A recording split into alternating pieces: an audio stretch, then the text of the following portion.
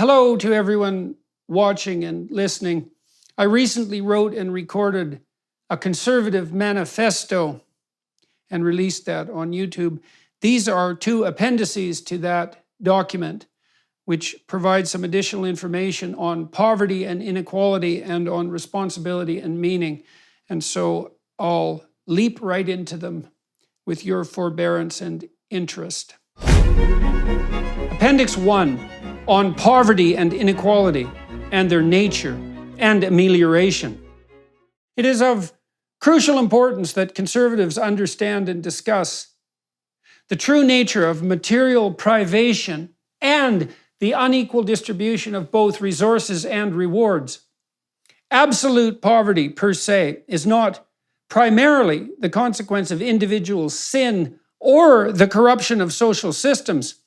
It is instead a brute and irreducible fact of nature. All living things are fated to exert costly effort and garner expendable resources to survive. Thus, the poverty that must be overcome so that privation, pain, and death can be kept at bay and reproduction ensured is not most fundamentally or properly attributed to the exploitation of one individual by another or the corruption and oppression of social institutions. The overcoming of dire want in the first place is to be regarded instead as unlikely and as the direct result of laudable personal endeavor and functional and sustainable social enterprise. All the same is true of relative poverty. The equally brute fact of disproportionate gain and loss is neither attributable in the most fundamental sense to the inadequacies of individual aim or the insufficiency of communal institution. It is instead something deeply and mysteriously built into the structure of natural reality itself, both natural and social. It characterizes the distribution of matter within galaxies. A small number of stars have most of the mass. The movement of water within ecosystems. A small number of rivers carry most of the world's water. The habitation of people within geographical regions. A small number of cities have the majority of people.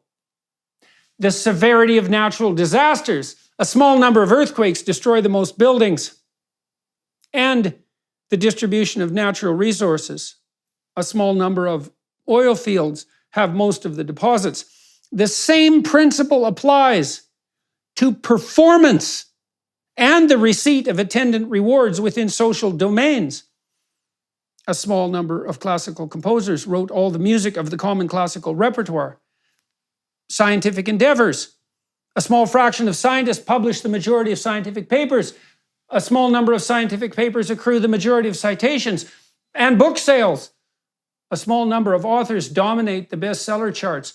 This inequality exists equally on the production side, in that a small number of people in every enterprise undertake the vast bulk of the valuable work, and on the compensation side, in that a small number of people garner most of the income and wealth. A diverse range of natural processes and every known productive and creative endeavor produces an inequality that must therefore be both recognized and managed. Neither the fact of such facts, which are a small fraction of the full domain of such facts, nor the active reference to such facts constitutes any justification for the existence of relative poverty, any more than the fact that absolute privation is justified by the a priori reality of its existence. They are recognized and cited instead to ensure that the reality of inequality and the difficulty of its amelioration is both recognized and taken with sufficient seriousness, rather than, say, attributed unthinkingly and so dangerously to, say, the mere fact of capitalism or the inadequacy of democracy or free markets. It is also true, and needs to be said, that the willingness and ability to exploit, however motivated, and the degeneration and corruption of social systems from the family through the state and church can, of course, interfere with or even destroy the necessary trust and attitudes and practices that underlie a sustainable, productive, generous citizenry and community. But, and it bears repeating, that in no wise means that such desire, decay, and interference is the root cause of the most fundamental economic problems that beset ourselves and our institutions. Individual ambition and action, rightly manifest, and social institution, properly established and maintained, instead produce and distribute abundantly and generously, and are compromised in those functions by greed, resentment, nihilistic faithlessness, and confusion, and the political, economic, sociological, and theological consequences of those pathologies of motivation. The fact of a priori deprivation and the operation of deep laws of unequal production, distribution, and compensation means that individuals and societies alike must structure themselves so that productive people have the freedom to be productive and are optimally incentivized to continue producing. However, it is incumbent upon conservatives to appreciate in the deepest sense possible the catastrophe of absolute need and the danger and potential tragedy and social danger of radical inequality, to sympathize with the plight of those afflicted by such realities, and to note the danger posed to community order by unchecked disparity of ownership and opportunity. Those who abide by the Western canon must therefore support and work for the existence of a plethora of productive enterprises so that many people can strive hopefully for success in many different directions. And as well, must also strive to foster, promote, and maintain an ethic and culture of productive generosity. This best ensures a place for everyone, regardless of the vagaries of innate ability, as well as the proper taking of responsibility for and atonement in the face of absolute and relative poverty. We are all fated to both arbitrary and unequal degrees of deprivation and privilege. Some are born poor, dim, and unhealthy. Others rich in both resource and opportunity, as well as ability and health. The proper response to such apparent injustice of placement is, in the first place, forbearance and gratitude manifested courageously. And in the second, cultivation of the desire and ability to employ those unequally distributed talents and gifts in the service of the poor, downtrodden, marginalized, and infirm. Such service satisfies the demands of both conscience and state in the truest and most long-lasting senses. Such service also serves as the most valid and reliable source of the meaning that most truly sustains us all, protecting us from despair individually and collectively as we find ourselves exposed to the dramatic and challenging vicissitudes of fate. It is truly better to give than to receive. And conservatives would do well to balance their demands for liberty, autonomy, and tradition with the pledge to be caring, generous, and charitable. Appendix 2, on personal responsibility and the practicalities of meaning.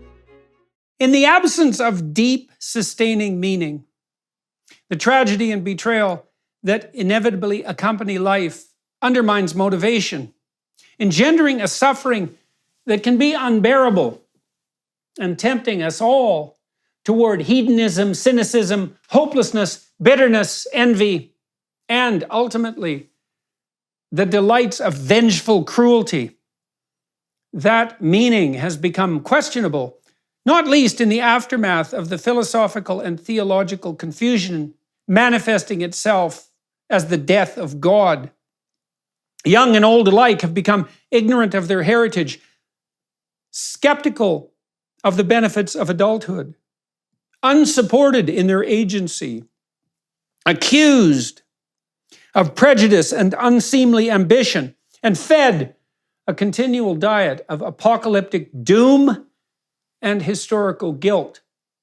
They have become, in consequence, dangerously demoralized, despite the wealth and security of the present day, and the vast horizons of opportunity now available to everyone. This most unsettling of conditions engenders an increasing distrust as the worth of human endeavor becomes questionable and the motivations of others the target of increasing suspicion. This manifests itself as a dangerous and accelerating polarization as shared aims disintegrate and claims of corruption, exploitation, and victimization multiply.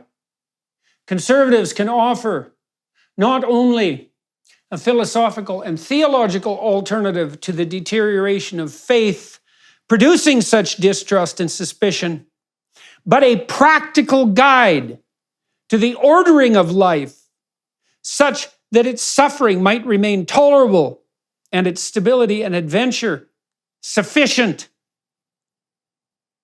The values of maturity, responsibility, duty, tradition, commitment, industriousness, and civic engagement are now criticized and rejected, deemed anachronistic, even pilloried, regarded as problem, not solution, treated as unvirtuous and exploitative. They are, in fact, the opposite. The daily virtues of attitude and habit that stabilize, provide hope, and unify, that offer a true and time-tested and immediately implementable antidote to the anomie of moral relativism, cultural dissolution, philosophical ignorance, and personal confusion. Maturity, sacrifice, and resistance to temptation. The ability to delay gratification is the hallmark of maturity and a crucial part of the process of adapting to the reality of the future, as present actions have future consequences, and to the complexities that emerge from the necessity of adjusting short-term individual needs to the demands of sophisticated social reciprocity. This means that we must each undertake to bear difficult burdens in the present to ensure the survival of our future selves and, equally and similarly, our families and communities now and later. That maturity can well be recognized and promoted by conservatives as the appropriate and admirable goal of childhood and adolescent development, as a state of being preferable to those early stages of development, as a respectable, valid, and worthwhile ambition for development, and as a precondition for the establishment of complex, productive social institutions. Marriage. The idea that sexual intimacy is best contained within the confines of a stable relationship, that a man and a woman should come together as a permanent unit, and that children require a minimum of two opposite-sex parents for optimal development, is a notion as close to universally human as any so far discovered, distributed, and established. Marriage provides each individual with the opportunity for true intimacy, physical and spiritual, the possibility of genuine elevating communication and psychological development, a solid platform from which to engage in the challenge of raising children, and the profound satisfaction of engaging in a difficult, worthwhile, mature enterprise.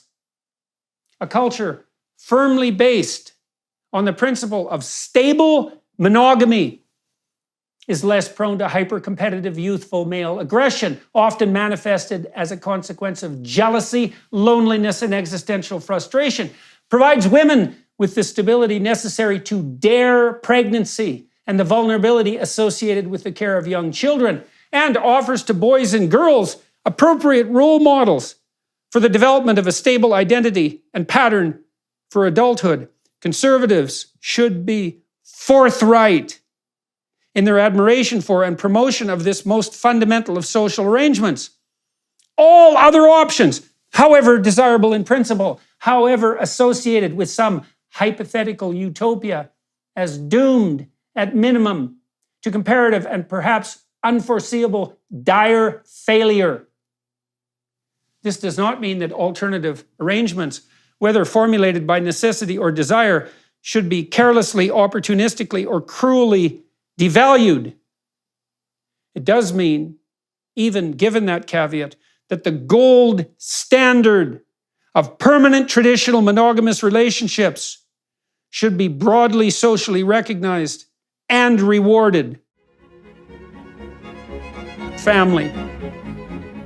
A man or woman who has loyal, caring parents, reliable, true, and honest brothers and sisters, and children bonded in love and mutual regard is an individual valued, celebrated, supported, remembered, and respected.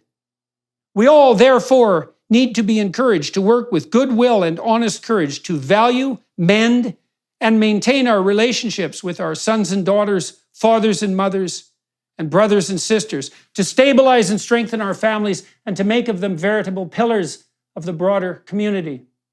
Conservatives can and should discuss and publicly and explicitly support the attitudes and actions necessary to foster such familial integration, and should strive to do so in the absence of a compromising doubt or guilt.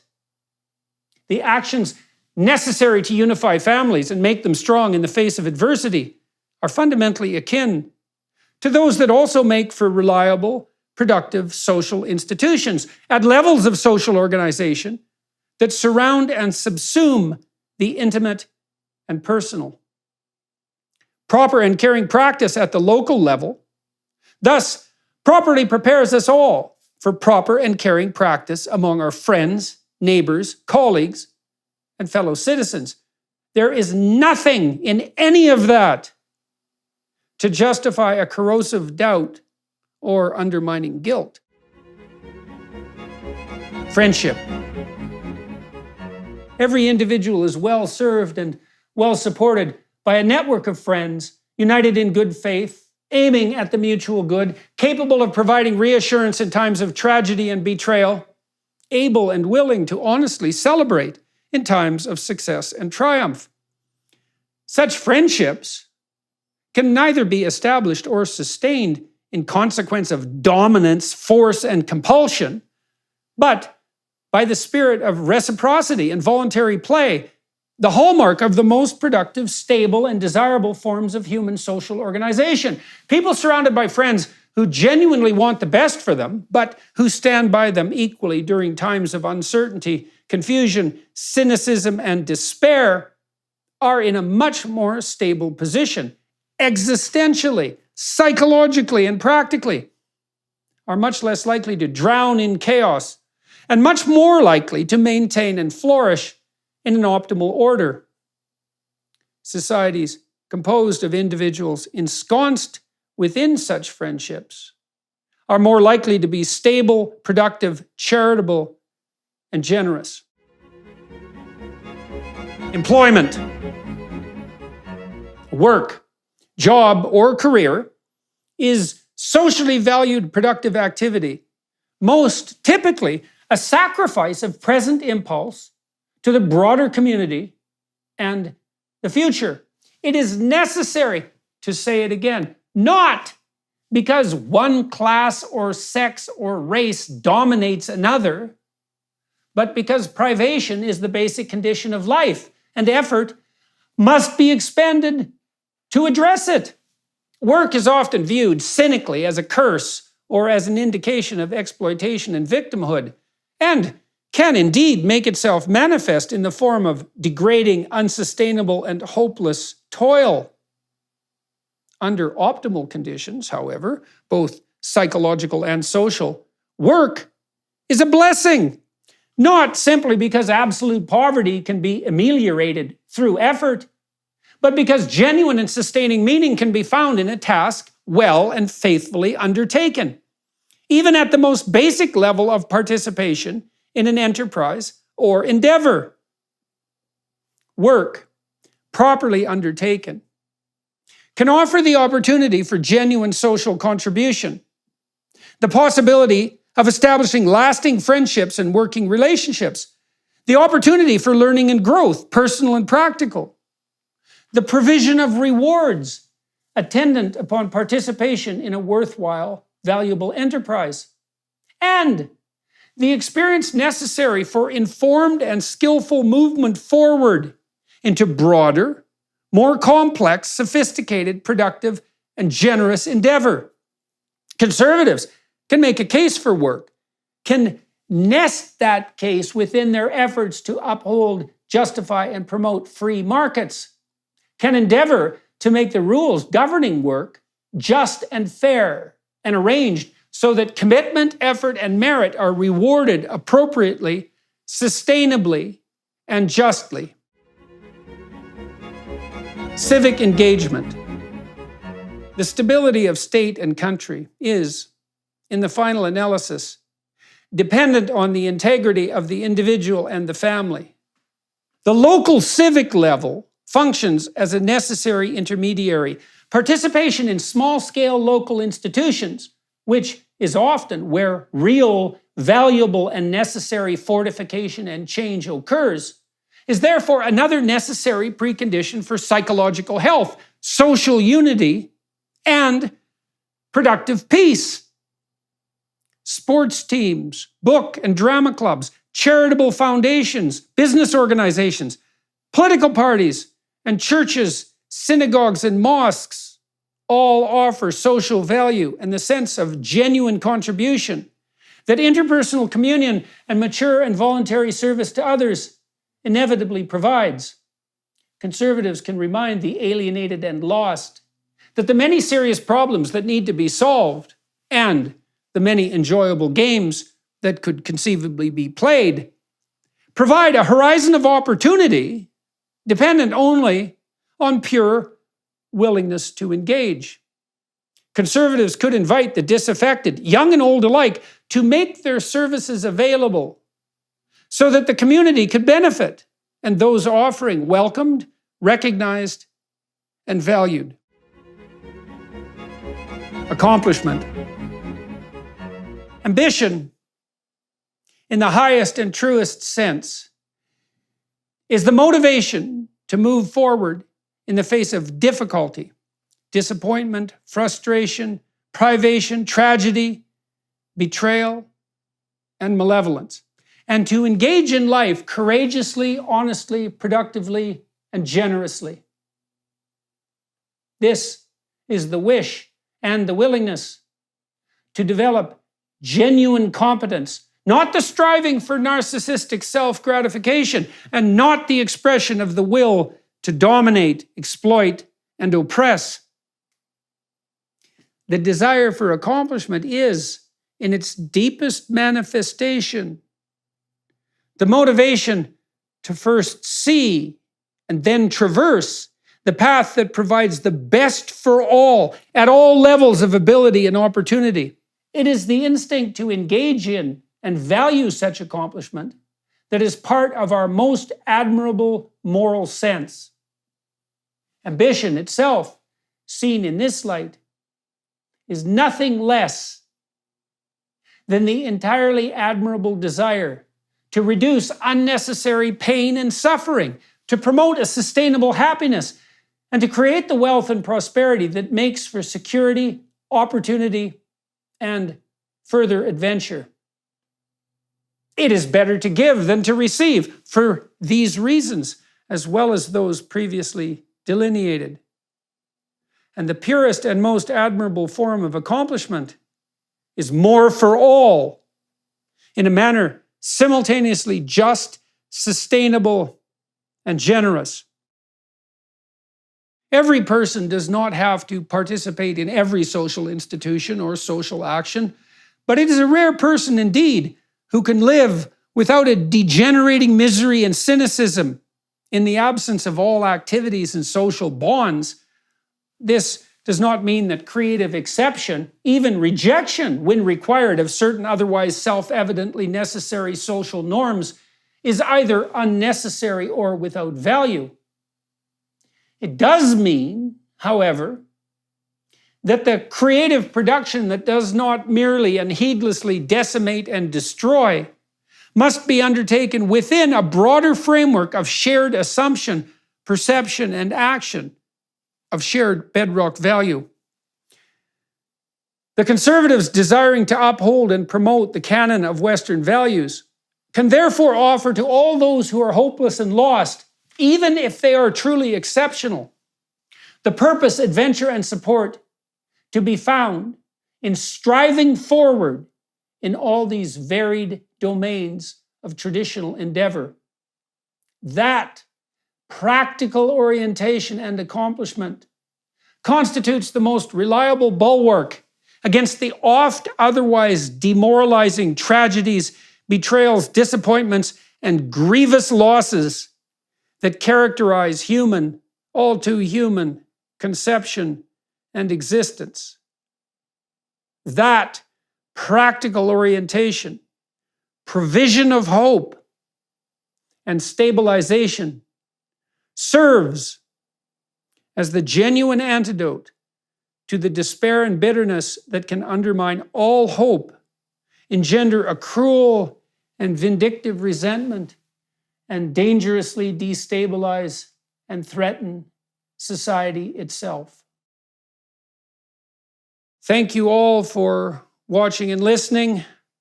I've just read the appendices to a conservative manifesto, a document I read on YouTube and wrote over a period of a few months. I hope that you find the information that it contains and presents helpful and hopeful. Thank you very much.